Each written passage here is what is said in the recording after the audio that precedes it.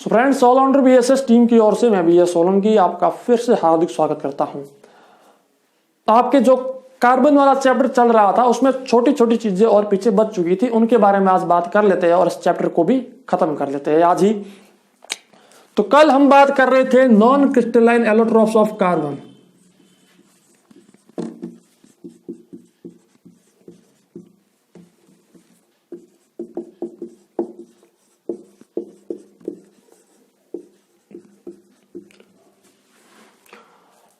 जब हम non crystalline allotropes of carbon के बारे में बात कर रहे थे तो मैंने आपको बताया था कि नॉन क्रिस्टलाइन एलोट्रॉप्स वो होते हैं जिनका शेप रेगुलर नहीं होता है, इरेगुलर शेप होता है। इसमें सबसे पहले हमने बात की थी कोल के बारे में, जिसे कोयला कहा जाता है। ये कोल जो होता है इसको कोयला कहा जाता है और इस कोयले को कहा जाता है most impure form of carbon, यानी कि इसमें कार्बन की सबसे मतलब कि इसमें कार्बन के साथ साथ कई सारी अशुद्धियां होती हैं। ठीक है, तो फिर मैंने बताया था कि जो ये कोयला होता है ये कोयला भी 4 प्रकार का होता है। सबसे पहला जो होता है उसे पीट कहा जाता है, सेकंड वाले को लिग्नाइट कहा जाता है, थर्ड वाले को बिटुमिनस कहा जाता है और जो लास्ट जो था उसको एंथ्रेसाइट कहा गया था। ये मैं कल सारी चीजें आपको बता चुका हूं। पीट में क्या होता है, पीट जो होता है वो कोयले का, कोल का सबसे मोस्ट इम्प्योर फॉर्म होती है, यानी कि इसमें कार्बन की मात्रा सबसे लो होती है, सबसे कम होती है, कम कार्बन होता है। इसके अंदर क्या होता है, कम कार्बन होता है, मतलब कि इसमें 60% कार्बन उपस्थित होता है। ठीक है, लिग्नाइट की हमने बात की थी जिसमें 70% कार्बन होता है, बिटुमिनस में 78% टू 83% कार्बन होता है और जो लास्ट में जो था ये होता है purest form of coal, purest form of coal, इसको कहा जाता है एंथ्रेसाइट। इसके अंदर 90% तक कार्बन उपस्थित होता है। इसी के बाद मैंने बात की थी कोक के बारे में। मैंने कोक के बारे में आपको बताया था कि जो रॉबर्ट हुक थे उन्होंने 1606 ईस्वी में एक सेल की खोज की थी, डेड सेल की खोज की थी, यानी कि मृत कोशिका की खोज की थी। वो मृत कोशिका की खोज इस कोक से ही उन्होंने की थी। तो इस कोक को कैसे इस कोक का फॉर्मेशन किस प्रकार से किया जा सकता है, तो मैंने आपको बताया था डिस्ट्रक्टिव डेस्टिलेशन ऑफ कोल। क्या बताया था मैंने आपको, डिस्ट्रक्टिव डेस्टिलेशन ऑफ कोल, यानी कि कोयले का अगर हम डिस्ट्रक्टिव डेस्टिलेशन करें। अब डिस्ट्रक्टिव ये क्या होता है, एक प्रोसेस होती है। वो प्रोसेस के बारे में कल मैंने आपको बताया था और इस प्रोसेस के बारे में ज्यादा जानकारी आपको लेने की वैसे कोई आवश्यकता नहीं है। और कई सारे बच्चे पूछेंगे कि सर इस प्रोसेस को हिंदी में क्या कहा जाता है, तो इस प्रोसेस को हिंदी में कहा जाता है, बच्चे ध्यान रखना, इसको कहा जाता है भंजक आसवन। क्या कहा जाता है, भंजक आसवन, भंजक आसवन, याद रखना। डिस्ट्रक्टिव डेस्टिलेशन ऑफ कोल, इससे मिलता है हमें क्या, कोक मिलता है। इस कोक में करीब 80% से लेकर 95% तक कार्बन होता है। कितना होता है, 80% टू 95% तक इसमें होता है। ये मैंने आपको बता दिया था कल। इसके बाद हमने बताया था कि चलो कोक के बाद हमने बात की थी चारकोल के बारे में। तो देखिए चारकोल जो होता है उसके बारे में हमने बताया कि चारकोल भी यहां पर आपके 3 प्रकार का दिया हुआ है।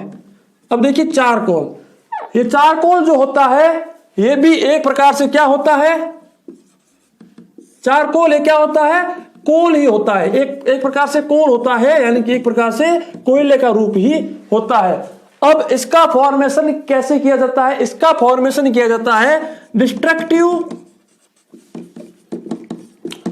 डेस्टिलेशन ऑफ कार्बन कंपाउंड्स, यानी कि अगर कार्बन का कोई भी यौगिक है उसका अगर हम डिस्ट्रक्टिव डिस्टिलेशन करें तो हमें चारकोल मिलता है। अब ये चारकोल मैंने आपको बताया था 3 प्रकार का। सबसे पहला मैंने बताया था वुड चारकोल। क्या बताया था? Would charcoal. सेकंड मैंने आपको बताया था जो एनिमल चारकोल था, उसके बारे में मैंने आपको बताया था एनिमल चारकोल, या फिर उसको कहा जाता है बोन चारकोल, बोन चारकोल। और थर्ड जो मैंने लास्ट आपको बताया था वो मैंने आपको बताया था सुगर चारकोल। क्या बताया था मैंने आपको? Sugar charcoal. ये चीजें मैंने आपको बताई थी। अब जो वुड चारकोल होता है, वुड यानी क्या होता है? लकड़ी। तो वुड चारकोल किस प्रकार से बनता है? डिस्ट्रक्टिव डिस्टिलेशन ऑफ वुड, ठीक है। और फिर हमने बात की थी ये जो एनिमल चारकोल होता है ये कैसे बनता है? ये बनता है डिस्ट्रक्टिव डिस्टिलेशन ऑफ बोन्स।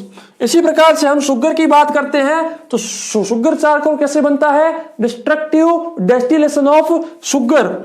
या फिर इसका एक और भी हो सकता है रिएक्शन या फिर एक्शन विद सल्फ्यूरिक एसिड, जो कि मैंने बताया था आपको C12H22O11 की रिएक्शन जब H2SO4 यानी कि अगर हम कॉन्सेंट्रेटेड H2SO4 के साथ रिएक्शन करते हैं तो भी हमें शुगर चारकोल मिल सकता है। ये कल मैंने आपको बताया था, ठीक है। इसी प्रकार से मैंने आपको बताया था कि इनका यूज कहां कहां किया जा सकता है, ठीक है। तो ये सब मैं आपको बता चुका हूं। शुगर चारकोल का यूज आपसे कई बार पूछा गया है और अब भी पूछा जा सकता है कि शुगर चारकोल जो होता है उसका उपयोग extraction of metals from their oxides इसके लिए किया जाता है। यानी कि जो मेटल होती है उन मेटल के साथ अगर मेटल ऑक्साइड हो तो उन मेटल्स को अपने ऑक्साइड से दूर करने के लिए, उससे निकालने के लिए शुगर चारकोल का एज ए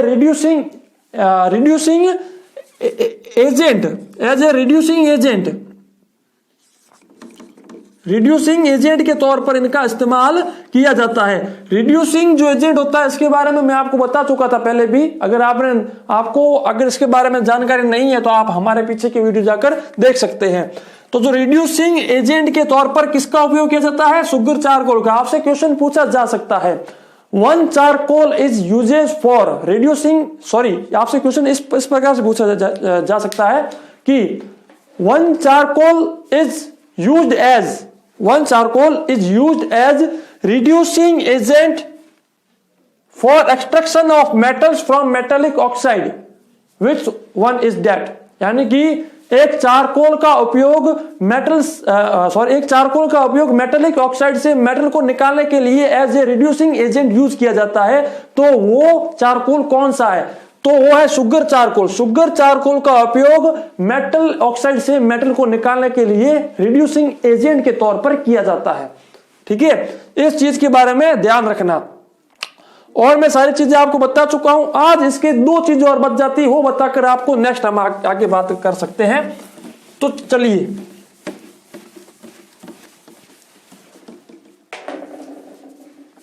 नेक्स्ट जो आपके बचता है, देखिए हमने 3 बातें कर ली। एक तो कोल के बारे में बात कर ली, दूसरा हमने कोक के बारे में बात कर ली और तीसरा हमने बात कर ली चारकोल के बारे में। चारकोल जो होते हैं वो भी 3 प्रकार के होते हैं, वो भी हमने बात की है। कोल जो होता है वो 4 प्रकार का होता है, वो भी मैंने आपको बता दिया। अब हम चौथी बात कर देते हैं लैंप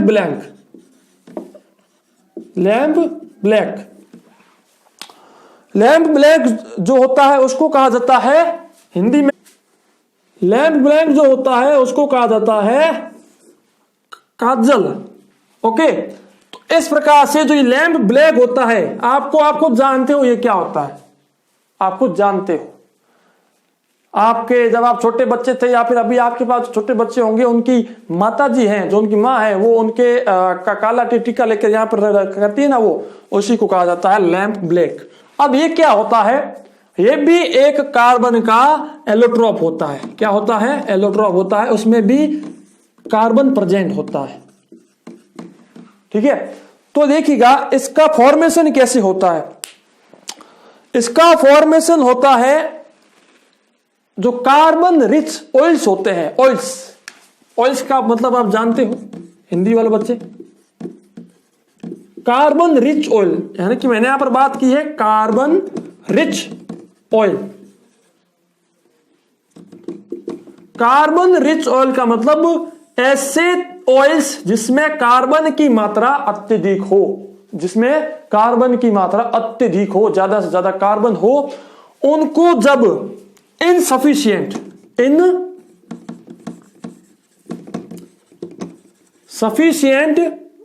एयर में बर्न किया जाता है, when carbon rich oils burn in insufficient air, यानी कि कम से कम वहां पर हवा हो, यानी कि जितनी एयर किसी भी चीज को या फिर उस ऑयल को बर्न करने के लिए हमें चाहिए होती है उतनी हवा ना हो। ठीक है, यानी कि इनसफिशिएंट एयर में अगर कोई भी कार्बन रिच ऑयल अगर बर्न होता है, बर्न होने का मतलब अगर जलता है, तो वहां पर इस लैंप ब्लैक का निर्माण होता है, फॉर्मेशन होता है। क्वेश्चन पूछा जा सकता है lamp black form by, option में आएगा कि by the burning of carbon rich oil in insufficient air. Insufficient याद रखना, वहां पर दो ऑप्शन आपको मिल सकते हैं, एक में आपको मिलेगा कार्बन रिच ऑयल बर्न इन इनसफिशिएंट एयर, और एक ऑप्शन होगा कार्बन रिच ऑयल बर्न इन सफिशिएंट एयर। ये इन यहां से हट जाएगा, तो याद रखना इनसफिशिएंट ही होगा, यानी कि वहां पर हवा कम से कम होगी, जितनी हवा चाहिए उतनी हवा उपस्थित नहीं होगी।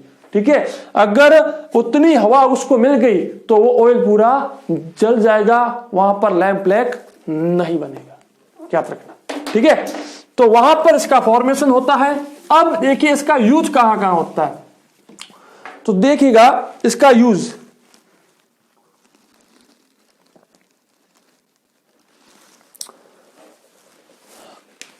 आपने कई सारे चीजें देखी होगी। कार्बन पेपर जो होता है आप जानते होंगे, आपने कई बार यूज भी किया होगा कि आप चाहते हो कि मैं एक पेज पर लिखूं और वो चीज 4-5 पेज पर पीछे भी लिखी जाए, तो आप क्या करते हो, एक पेज पर लिखते हो, उसके नीचे वो पेज रखते हो, फिर क्या करते लिखते हो, जैसे ही आप उस पर लिखते हो तो उसके जो नीचे पेज होता है उस पर भी वो लिखा जाता है, तो उसको कहा जाता है कार्बन पेपर, कहा जाता है कार्बन पेपर, कार्बन पेज। ठीक है, उसमें भी इसका यूज किया जाता है, और इसका इस्तेमाल किया जाता है जो इंक होती है, इंक इन प्रिंटर, उसमें भी इसका इस्तेमाल किया जाता है। ठीक है, तो इस प्रकार से ये लैंप ब्लैक की कहानी यहीं पर पूरी होती है। नेक्स्ट हम आपको थोड़ी सी बात और बता देते हैं, जो कि है गैस कार्बन। कौन सा कार्बन है, गैस कार्बन, जो कि 5वीं है, गैस कार्बन। अब ये क्या होता है, अब देखिए मैंने आपको एक चीज बताई थी, दूसरी जो चीज थी वो मैंने आपको बताई थी कोक के बारे में। तो मैंने आपको बताया था जो ये कोक होता है ये बनता है डिस्ट्रक्टिव डेस्टिलेशन ऑफ कोल, यानी कि जब हम कोल का डिस्ट्रक्टिव डेस्टिलेशन करते हैं तो हमें कोक मिलता है। लेकिन इस डिस्ट्रक्टिव डेस्टिलेशन के साथ साथ, कोक के साथ साथ हमें ये गैस कार्बन भी मिलता है, यानी कि इसका ये सब प्रोसेस होने के पर हमें कोक के साथ साथ गैस कार्बन भी मिलता है। तो ये गैस कार्बन हमें यहीं से मिलता है। इसका यूज कहां किया जाता है ये आपसे पूछा जा सकता है। तो इसका use for making of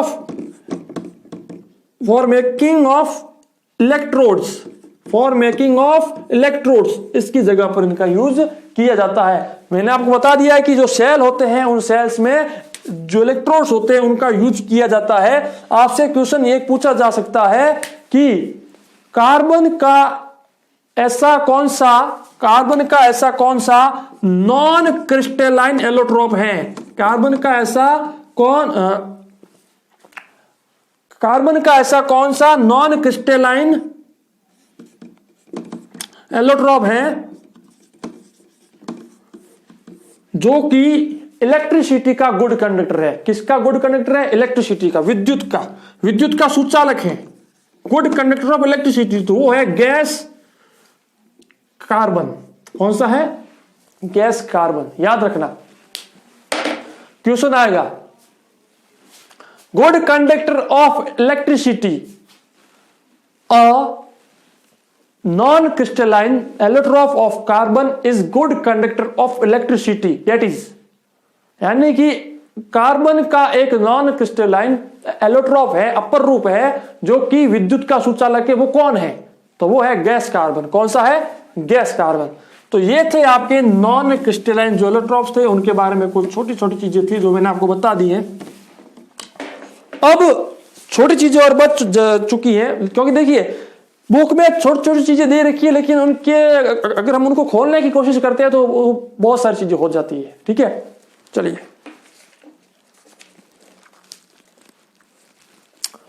next हम बात कर लेते हैं कंपाउंड्स ऑफ कार्बन।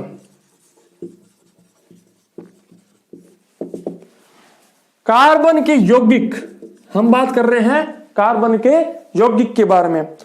तो देखिए कार्बन के यहां पर दो कंपाउंड हमें बताए गए हैं। कौन कौन से? एक तो है कार्बन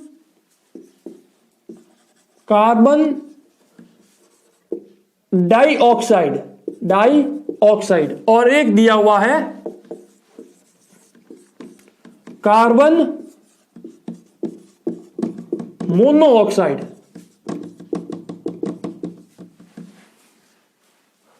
अब यहां पर देखिएगा, मैं इसको छोटा छोटा करके लिखता हूं, यहां पर ऑक्साइड अलग से लिख देता हूं। इसका नाम ये क्यों पड़ा और इसका नाम ये क्यों पड़ा? देखिएगा, इसमें एक कार्बन है इसलिए इसके आगे नाम आया कार्बन। इसमें ऑक्सीजन है, इसका मतलब आया ऑक्साइड। ठीक है, अब इसमें ऑक्सीजन दो है, इसलिए यहां पर नाम आया डाई। क्या नाम आया? डाई। लेकिन यहां पर ऑक्सीजन सिर्फ एक ही है, इसलिए इसका नाम आया मोनो। क्या नाम आया? मोनो। अब साइंटिफिक लैंग्वेज में मोनो का मतलब होता है एक, डाई का मतलब होता है दो, और एक वर्ड आता है TRI, इसका मतलब होता है तीन। इसी प्रकार से बढ़ते जाते हैं। वैसे आपको जानकारी लेने की कोई जरूरत नहीं है। तो अब बात आती है कि भाई कार्बन मोनोऑक्साइड और कार्बन डाइऑक्साइड में अंतर क्या है, इनके यूजेज क्या है, ये कैसे फॉर्मेशन होता है इनका, वो सारी चीजें हम बात कर लेते हैं। तो कार्बन डाइऑक्साइड की बात करें तो देखिए, आपको जानते हो हमारे एनवायरमेंट में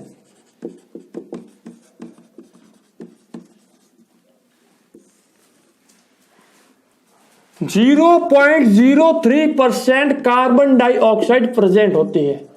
कार्बन डाइऑक्साइड प्रेजेंट होती है, याद रखना, क्वेश्चन पूछा जा सकता है। Carbon dioxide present in our environment 0.03%। ठीक है, याद रखना। अब ये जो कार्बन डाइऑक्साइड होती है, CO2 होती है, इसका फॉर्मेशन कैसे होता है? जब कभी भी कोई carbon rich product completely burn हो जाए या फिर पूरा का पूरा जल जाए, पूरा का पूरा जल जाना, तब इस CO2 का फॉर्मेशन होता है। याद रखना, जब कभी कार्बन रिच कोई भी अगर चीज हो, कोई भी ऑब्जेक्ट हो, कोई प्रोडक्ट, कंपाउंड, एलिमेंट जो भी हो, अगर उसका 100% अगर वो जल जाए, बर्न हो जाए, या फिर उसका कंबसन हो अगर हो जाए 100%, तो वहां पर CO2 का फॉर्मेशन होता है। इसी प्रकार से हम यहां पर बात कर सकते हैं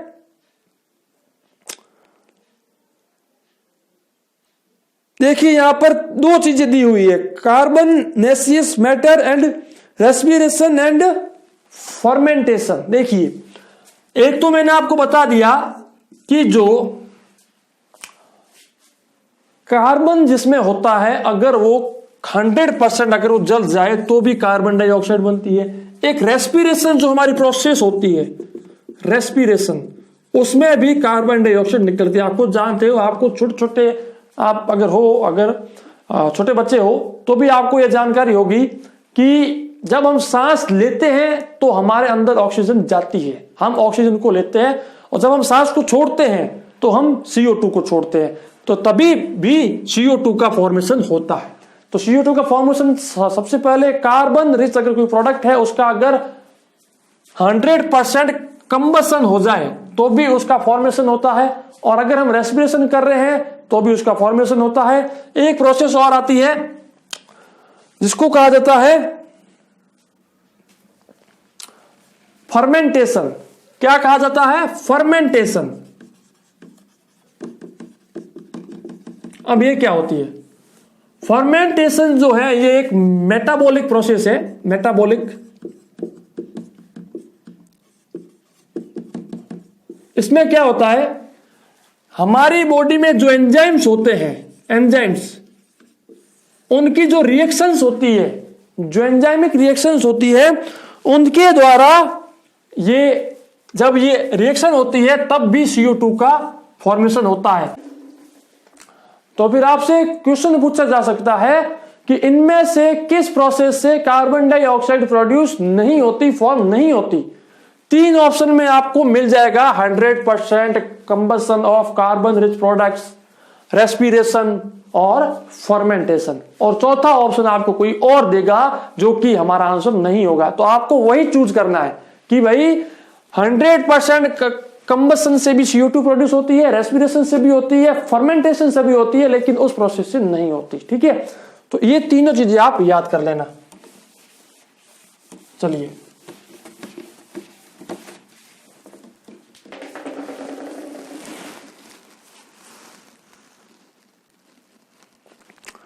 अब इसके बारे में आपके क्या क्या चीजें दी हुई है वो मैं आपको बता देता हूं।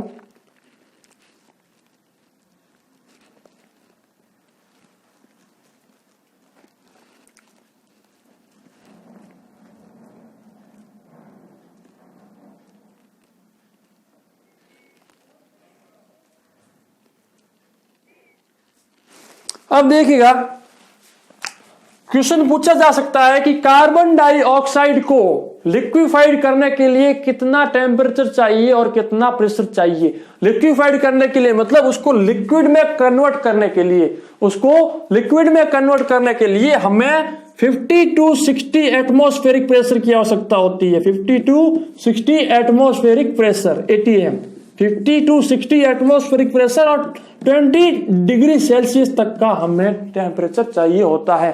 कितना? 20 डिग्री सेल्सियस। और एक बात आती है, ये तो हो गया लिक्विफाइड। अगर कोई भी कार्बन डाइऑक्साइड सॉलिड फॉर्म में है तो उसको क्या कहा जाता है? उसको कहा जाता है ड्राई कोल्ड।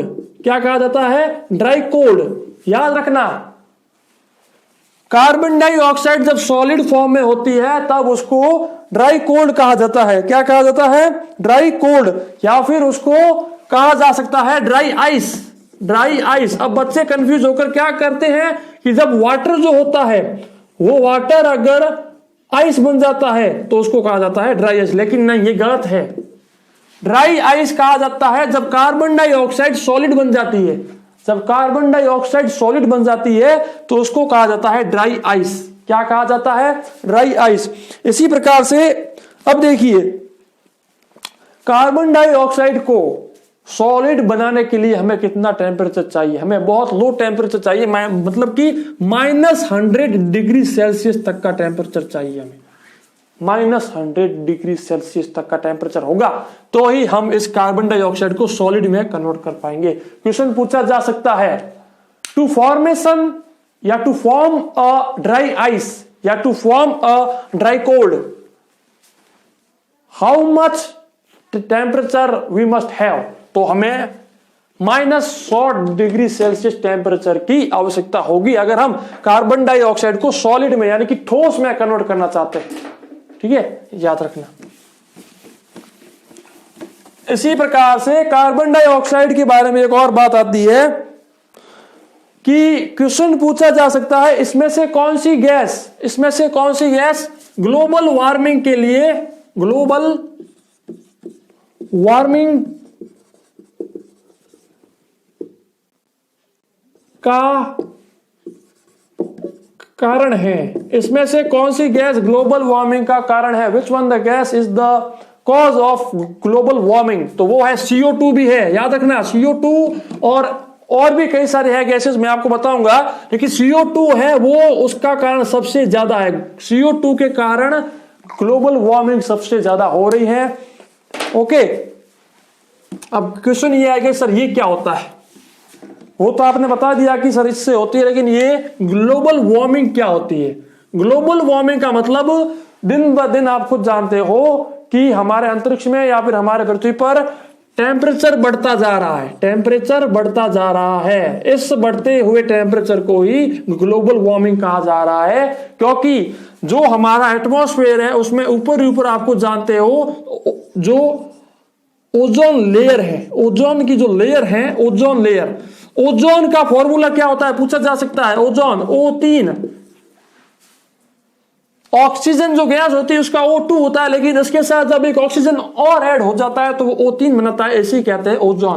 तो जब जब ये CO2 यहां पर बढ़ रहा है पृथ्वी पर, और CO2 बढ़ जाने के कारण ग्लोबल वार्मिंग बढ़ रही है, और इसके बढ़ जाने के कारण जो ऊपर हमारे आसमान में जो ओजोन की जो लेयर है वो ओजोन की लेयर में छेद होते जा रहे हैं। ये छेद जैसे जैसे होते जाएंगे तो आपको जानते हो जो सूर्य है, जो सन है, उस सन से कई सारी अल्ट्रावायलेट रेज निकलती है। अल्ट्रावायलेट रेज जो निकलती है, उन अल्ट्रावायलेट, अगर वो सारे की सारी अल्ट्रावायलेट रेज सीधी की सीधी अगर हमारी स्किन के ऊपर पड़े तो कई सारे रोग हो सकते हैं, हम मर सकते हैं।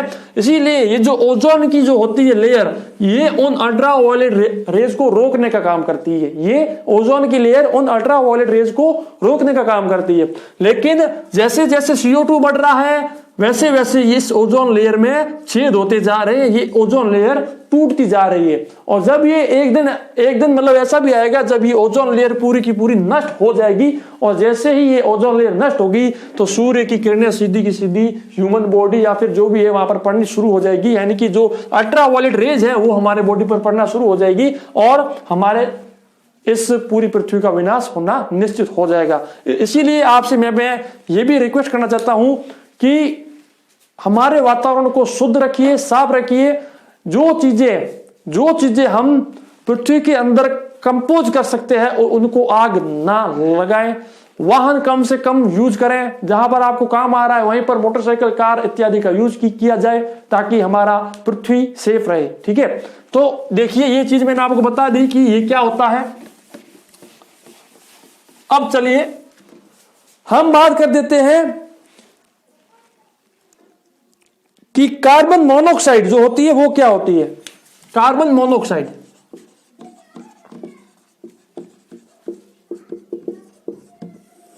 कार्बन मोनोऑक्साइड क्या होती है। कार्बन मोनोऑक्साइड मैंने बताया जिसमें ऑक्सीजन की मात्रा 1 हो। अब देखिए मैंने क्या कहा था, किसी भी चीज को आग लगाने के लिए, किसी भी चीज को जल जाने के लिए, बंद हो जाने के लिए हमें पूरी की पूरी हवा चाहिए, 100% ऑक्सीजन चाहिए। अब ऑक्सीजन जो गैस होती है उसका फॉर्मूला होता है O2। तो पहले मैंने आपको बताया CO2, मतलब कि इस कार्बन को पूरी ऑक्सीजन मिल चुकी थी, इसीलिए पूरा पूरा जल गया। लेकिन यहां पर इस कार्बन को सिर्फ एक ही ऑक्सीजन मिल रही है, मतलब कि इसको ऑक्सीजन पूरी नहीं मिल पाई। अब आप यहां से याद कर सकते हो, when a product of carbon burn in insufficient air, when a product of carbon burn in insufficient air it form CO, यानी कि कार्बन मोनोऑक्साइड। यानी कि जब कभी भी कार्बन का कोई भी कंपाउंड यौगिक जब कम हवा में जल जाए या फिर पूरा का पूरा ना जल सके, जो पूरा का पूरा ना जल सके, तो वहां पर कार्बन मोनोऑक्साइड बनती है। क्या बनती है? Carbon monoxide. कार्बन, देखिए मैं आपको बताना चाहता हूं, कार्बन डाइऑक्साइड जो होती है वो होती तो हानिकारक वो भी है, लेकिन वो इतनी हानिकारक नहीं होती जितनी कि कार्बन मोनोऑक्साइड हानिकारक होती है। जितनी कि कार्बन मोनोऑक्साइड हानिकारक होती है, यह जहरीली गैस में आती है। कार्बन मोनोऑक्साइड को जहरीली गैस बताया गया है, हाईली पॉइजनस गैस होती है ये। अब ये क्यों होती है वो मैं आपको बताऊंगा, और इसलिए क्या क्या हमें, किन किन बातों का हमें ध्यान रखना चाहिए। देखिएगा, आपसे कई बार कहा जाता है कि कभी भी अगर आप कोई खाना बनाओ, कभी भी अगर आप आग अगर कहीं पर लगाओ तो फिर रूम के अंदर मत लगाओ। अगर रूम के अंदर लगाते हो, यानी कि रूम के अंदर अगर छोटा सा अगर आपके कोई है गैस या कुछ भी है, अगर आप यूज करते हो तो रूम को टोटल पैक मत रखो। रूम को टोटल पैक मत रखो। रूम के जितने भी गेट है वगैरह इनको खोल के रखो, ताकि उन जो आग आप लगा रहे हो, जिस कार्बन प्रोडक्ट को आप आग दे रहे हो, वो कार्बन प्रोडक्ट को ज्यादा से ज्यादा मात्रा में ऑक्सीजन मिल सके, एयर पूरी मिल सके, सफिशिएंट एयर मिल सके। अगर उसको सफिशिएंट एयर नहीं मिली और उसको सही तरीके से अगर वो नहीं जल पाया तो वो ऑक्सीजन पूरी नहीं ले पाएगा और वो कार्बन मोनोऑक्साइड बना लेगा, और कार्बन मोनोऑक्साइड से आदमी की मृत्यु जल्द से जल्द होती है। अगर आदमी के, व्यक्ति के, मनुष्य के फेफड़ों में अगर कार्बन ऑक्साइड अगर जाती है तो उसकी मृत्यु हाथों हाथ हो जाती है। इसलिए याद रखना, ध्यान रखना, कभी भी ऐसी गलती मत करना। कार्बन मोनोऑक्साइड का फॉर्मेशन होता है जब कभी भी हम आग या कोई भी अगर कार्बन का प्रोडक्ट अगर हम कम से कम हवा में बंद करते हैं तो कार्बन मोनोऑक्साइड बन जाती है। ओके, तो इस चीज के बारे में ध्यान रखना। इसके बारे में सारी चीजें आपके आगे वैसे तो है, मैं आपको बताऊंगा अभी। सबसे पहले बात आती है, कार्बन मोनोऑक्साइड जो होती है वो कलरलेस होती है। वो कलरलेस होती है, वो ट्रांसपेरेंट होती है। क्या होती है? ट्रांसपेरेंट होती है, वो पारदर्शी होती है। उसके आमने सामने देखा जा सकता है, उस गैस को हम देख नहीं सकते। सबसे पहली बात तो ये। दूसरी बात होती है, ये जो होती है ये टेस्टलेस होती है। टेस्टलेस यानी कि अगर इसका हम जीभ से अगर हमारी जीभ से अगर इसको चेक करना चाहे कि ये कार्बन मोनोऑक्साइड है कि नहीं है, तो हम इसका कोई टेस्ट नहीं कर सकते, इसका कोई टेस्ट नहीं होता है। ठीक है। सेकंड थिंग, इसमें एक फेंट ओड्योर होती है। फेंट ओड्योर, फेंट ओड्योर का मतलब होता है इसमें एक क्या होती है? स्मेल होती है। एक स्मेल होती है, एक फेंट स्मेल होती है। मतलब ऐसा लगता है कि नहीं यार, मतलब यूं होती है। तो इस प्रकार से उसमें उसे कह सकते हैं एक फेंट ओड्योर होती है। और इसी प्रकार से आगे हम अगर इसके बारे में बात करें,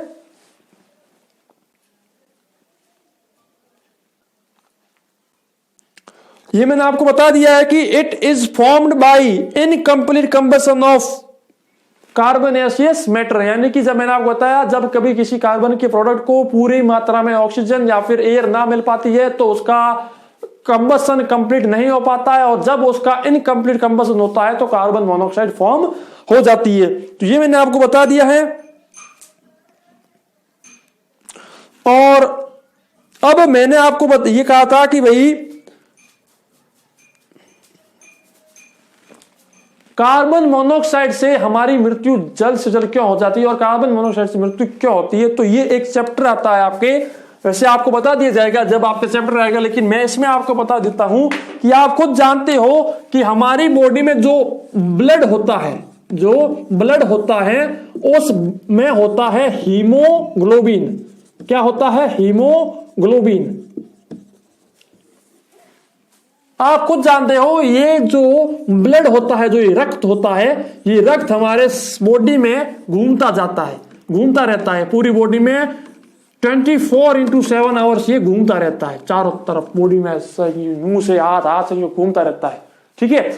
अब देखिए, ये जो ब्लड है इसमें होता है हीमोग्लोबिन।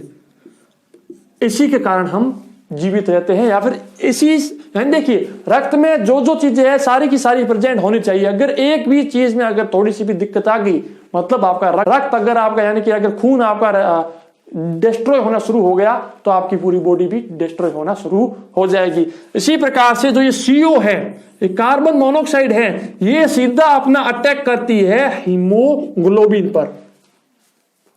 जैसे इस पर अटैक करती है तो ये इसको कर देती है, जो अनफिट होता है, अनफिट को हिंदी में क्या कहते हैं बच्चों, जो स्वस्थ ना हो, अस्वस्थ कर देती है, अस्वस्थ कर देती है, इसको अनफिट कर देती है। और अनफिट कर देने के बाद ये हीमोग्लोबिन जो है ये इस खून के साथ पूरी बॉडी में सर्कुलेट होना बंद हो जाता है, पूरी बॉडी में घूमना बंद हो जाता है। और जैसे ये बंद होता है हमारी सांस वहीं पर रुक जाती है, और सांस रुकते ही किसी भी आदमी की मृत्यु हो जाती है। तो याद रखना, कार्बन मोनोऑक्साइड जो गैस है ये एक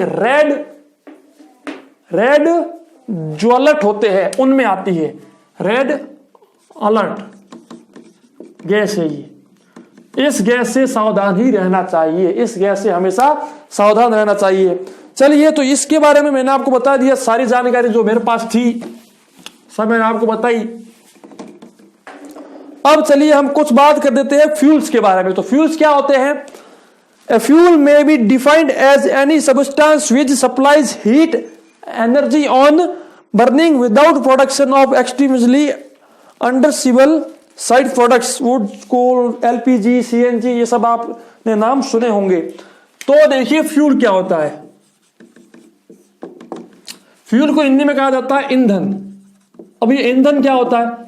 ईंधन होता है जब कभी भी कोई भी ऐसा पार्टिकल, कोई भी ऐसा प्रोडक्ट जो कंप्लीट कंबसन के बाद वो हमें हीट दे, वो हमें हीट एनर्जी दे, उसे कहा जाता है फ्यूल। ठीक है, मतलब आप जानते हो जो LPG जिसको कहा जाता है, इसकी फुल फॉर्म पूछी जा सकती है, कई बार पूछी गई। इसको कहा जाता है लिक्विड पेट्रोलियम गैस। क्या कहा जाता है? लिक्विड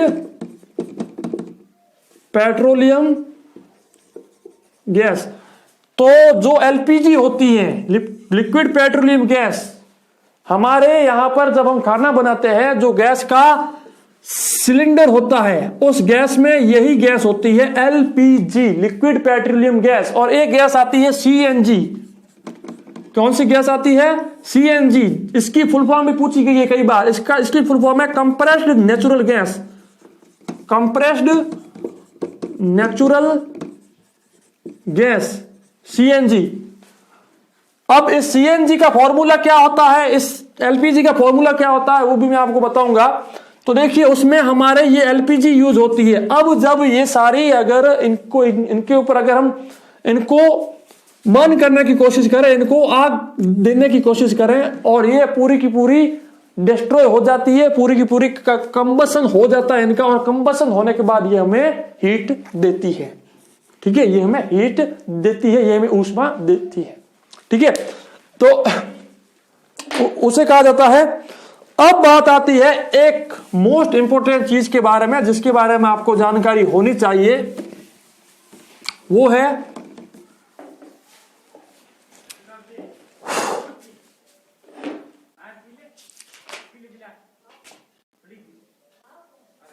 ईंधन का ऊष्मीय मान। या देखिए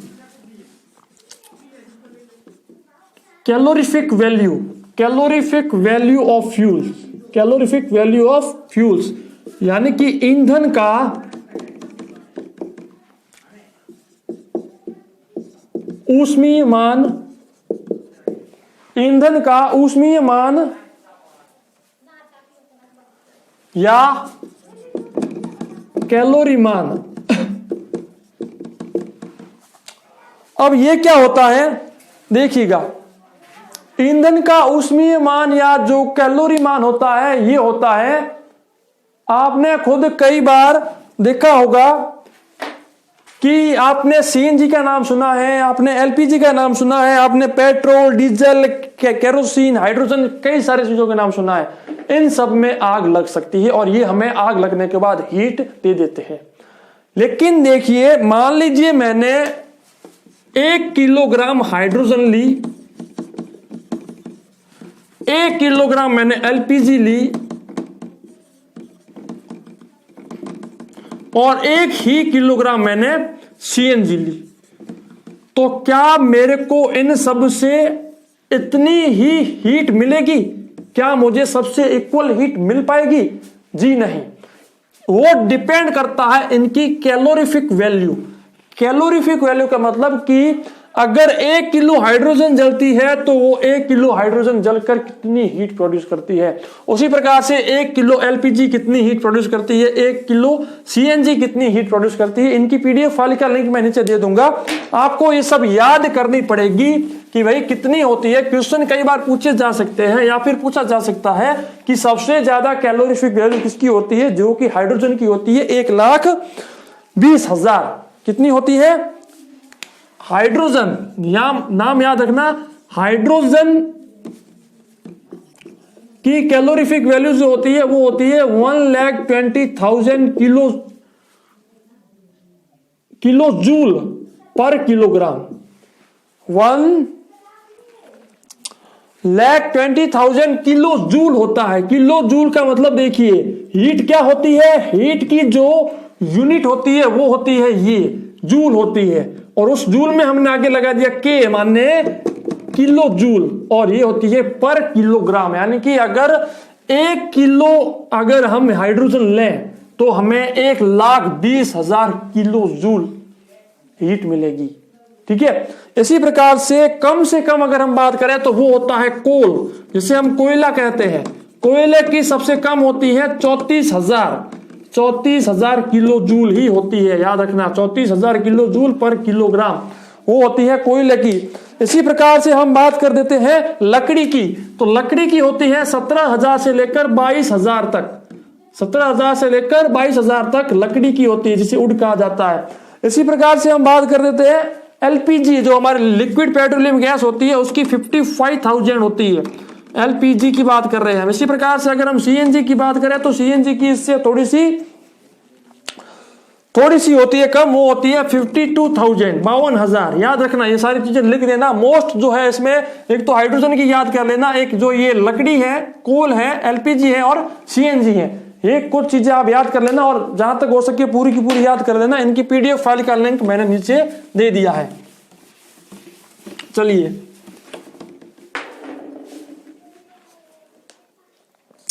इसके बाद हम बात कर देते हैं फ्यूल। देखिए main constituents of some important fuels, यानी कि कई सारे फ्यूल्स होते हैं, उनमें क्या क्या चीजें मिली हुई होती है वो मैं आपको बता रहा था। तो देखिएगा नेचुरल जो गैस होती है, ठीक है, नेचुरल गैस में जो होता है उसको हम कहते हैं सीएनजी। मैंने आपको बताया था कंप्रेस्ड नेचुरल गैस, उसको कहा जाता है नेचुरल गैस। उसमें मीथेन होता है। क्या होता है? मीथेन। याद रखना मीथेन का फॉर्मूला होता है CH4, जिसमें 4 कार्बन लगे होते हैं। एक कार्बन के साथ 4 हाइड्रोजन लगे होते हैं, उसको कहा जाता है CH4, जिसको मीथेन कहा जाता है। ये फॉर्मूला याद रखना CH4, मीथेन का फॉर्मूला है CH4। तो जो हमारी सीएनजी होती है कंप्रेस्ड नेचुरल गैस, उसमें CH4 होता है, जिसको हम मीथेन कहते हैं। ये मीथेन इसमें होता है 80 to 90% तक। कितना मीथेन होता है? 80 to 90%। कंफ्यूज मत होना बच्चे, याद रखना कि मीथेन के अंदर, यानी कि जो हमारी सीएनजी होती है कंप्रेस्ड नेचुरल गैस, उसमें मीथेन जो होता है CH4 वो 80 to 90% तक होता है। इसी के साथ साथ इसमें होता है इथेन। मीथेन के साथ साथ एक इथेन आता है जिसको C2H5 कहा जाता है, H6 कहा जाता है।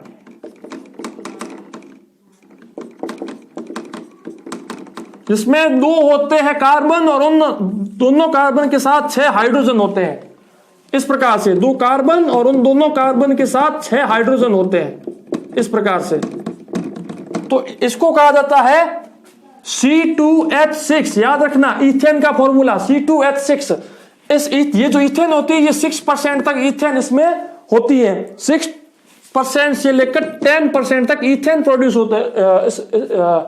जो हमारी ये सीएनजी गैस होती है, इस सीएनजी गैस में 80 to 90% तक तो मीथेन होती है 6 to 10% तक इथेन होती है। इसी के साथ साथ हम बात कर देते हैं प्रोपेन प्लस ब्यूटेन। एक होती है प्रोपेन और एक होती है ब्यूटेन। आपको इनके बारे में याद करने की वैसे कोई आवश्यकता नहीं, आप सिर्फ मीथेन और इथेन के बारे में याद रखना कि मीथेन होती है 80 to 90%, इथेन होती है 6 to 10%। अब देखिए मैं आपको बताना चाहूंगा कि मीथेन, इथेन ये सब क्या है। फटाफट आपका चैप्टर आज पूरा कर देते हैं। देखिएगा, सबसे पहले आपको मैंने बताया मीथेन, फिर मैंने आपको बताया इथेन, फिर मैंने आपको बताया प्रोपेन, और फिर उसके बाद मैंने आपको बताया ब्यूटेन। देखिए मीथेन, इथेन, प्रोपेन, ब्यूटेन ये सब क्या है। मीथेन का मतलब होता है जिसमें एक ही कार्बन हो, यानी कि CH4। इथेन का मतलब जिसमें 2 कार्बन हो, CH6। प्रोपेन का मतलब होता है जिसमें कार्बन की मात्रा 3 हो, मतलब कि C होता है। और इसमें हाइड्रोजन कितने जुड़ सकते हैं आप देख लीजिएगा यहां पर, 1 2 3 4 5 6 7 8, जिसमें 8 हाइड्रोजन हो, C3H8। इसी प्रकार से अगर हम ब्यूटेन की बात करें तो ब्यूटेन में हमेशा 4 कार्बन होते हैं। अब अगर 4 यहां पर हो कार्बन तो यहां पर होगा H10। मीथेन का फॉर्मूला CH4, इथेन का फॉर्मूला C2H6, प्रोपेन का फॉर्मूला C3H8 एंड ब्यूटेन का फॉर्मूला C4H10। तो ये फॉर्मूले होते हैं। मीथेन जो होता है वो होता है 80 to 90% तक होता है। इथेन जो होता है वो 6 to 10% तक होता है। इसके बाद अगर हम प्रोपेन की बात करें तो वो 3 से लेकर 5% तक होता है। और इसी प्रकार से अगर हम ब्यूटेन की बात करें तो 1 से 2% तक होता है। तो आपसे पूछा जा सकता है CNG के बारे में, जिसे कंप्रेस्ड नेचुरल गैस कहा जाता है। उसके अंदर मीथेन 80 to 90% होता है, इथेन 6 to 10% होता है, ये 3 से 5% और 1 से 2%। ये सब चीजें आप लिख देना और याद भी कर लेना। ओके, इसी प्रकार से और कुछ बचा नहीं है। और एक चीज मैं आपको बता देता हूं, लिक्विड पेट्रोलियम गैस जो थी हमारी, मोस्टली जो क्वेश्चन पूछे जाते हैं वो CNG या फिर इस लिक्विड पेट्रोलियम गैस से ही पूछे जाते हैं। तो हम बात कर देते हैं LPG। LPG को कहा जाता है लिक्विड पेट्रोलियम गैस। याद रखना, इस लिक्विड पेट्रोलियम गैस में क्या क्या होता है ये मैं आपको बता देता हूं। इसमें सबसे पहला जो सबसे ज्यादा होता है वो होता है ब्यूटेन। क्वेश्चन पूछा जा सकता है कि LPG में सबसे ज्यादा क्या होता है, तो सबसे ज्यादा ब्यूटेन होता है, जो कि होता है C4H10। याद रखना, C4H10 की मात्रा इसमें सबसे ज्यादा होती है, जिसको कहा जाता है ब्यूटेन। ब्यूटेन के साथ साथ इसमें होता है जो आइसोब्यूटेन होता है, आइसोब्यूटेन। अब ये जो आइसोब्यूटेन होता है इसका मतलब क्या होता है कि कार्बन के साथ एक और C जुड़कर वो एक आती है प्रोसेस, मैं आपको बताऊंगा फिर कभी, आपका आज कॉन्सेप्ट पूरा करना है। तो याद रखना आप, इसको कहा जाता है, जो एक आगे आप याद रख देना, एक तो होता है ब्यूटेन जो कि सबसे ज्यादा होता है, जिसका फॉर्मूला है C4H10। इसी प्रकार से हम बात कर देते हैं जो आइसोब्यूटेन है, आइसोब्यूटेन ये भी इसमें होता है। इसी के साथ साथ हम बात कर देते हैं कि कुछ सम होता है प्रोपेन, जिसका फॉर्मूला है C3H8। इस प्रकार से जो है आपका ये यहां पर पूरा होता है। इसी के बाद आपकी कुछ बात आती है फॉसिल फ्यूल्स। ये क्या होते हैं फॉसिल फ्यूल्स? देखिए फॉसिल फ्यूल्स के बारे में बात कर देते हैं। फॉसिल फ्यूल्स ये क्या होते हैं? देखिए फॉसिल फ्यूल्स को कहा जाता है जीवाश्म ईंधन, जीवाश्म ईंधन। अब ये क्या होते हैं देखिएगा, यानी कि जैसे कि कई सारे वर्षों तक यानी कि लाखों वर्षों तक जब कभी भी पृथ्वी के अंदर लकड़ियां, ह्यूमंस, जानवर, इनकी बॉडीज जब रहती है तो वो बॉडीज पृथ्वी के अंदर अर्थ के नीचे कंपोज होना शुरू हो जाती है। और जैसे जैसे वो कंपोज होती है तो वो फ्यूल बनाना शुरू कर देती है। जैसे कि आप अभी आप चेक कर पा रहे हो, पेट्रोल है, पेट्रोलियम जैसे है, हम उसके बारे में बात करते हैं। यानी कि जो पेट्रोलियम है वो पेट्रोलियम जब यहां पर आता है, यानी कि जो पेट्रोल हम पृथ्वी से निकालते हैं, उस पेट्रोल के बनने का कारण है कई सालों तक, लाखों वर्षों तक, जब लाखों वर्षों तक जब पृथ्वी के नीचे कई सारी चीजें, लकड़ियां, ह्यूमन बॉडीज वगैरह कई सारी चीजें जब रहती है तब वो कंपोज होती है, और जैसी वो कंपोज होती है तब वो पेट्रोलियम बनाना शुरू कर देती है। और इसी प्रकार से ये पेट्रोलियम वगैरह बन जाते हैं। और आपका ये चैप्टर यहीं पर पूरा होता है। नेक्स्ट चैप्टर जो आपका लास्ट चैप्टर बचता है वो बचता है 10वां चैप्टर पॉलीमर्स, वो मैं आपको बताऊंगा। उसके बाद वाले जो भी चैप्टर हैं वो आपके हमारे जो सर है वो आपको कंप्लीट करवा देंगे। मैं आपका जो मैथ का कॉन्सेप्ट है वो भी जल्द से जल्द पूरा करना चाहता हूं। फिर आपको मोस्ट इंपोर्टेंट क्वेश्चंस के बारे में हम आपको बताएंगे। तो ऑलराउंडर बीएसएस टीम की ओर से मैं बीएस सोलंकी आपका फिर से हार्दिक स्वागत करता हूं। मिलते हैं आपसे हमारी नेक्स्ट वीडियो में, तब तक के लिए जय हिंद।